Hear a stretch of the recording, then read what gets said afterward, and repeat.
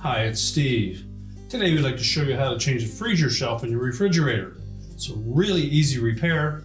Let me show you how we do it. Now, to replace the freezer shelf on this particular model, we're going to open the freezer up, remove any items that are on that shelf. If it's still intact, we'll simply lift up on the back of that shelf, pull the whole frame and glass out, and discard it. Now you will note that the replacement shelf looks quite different than the original, but this is the proper shelf for your model.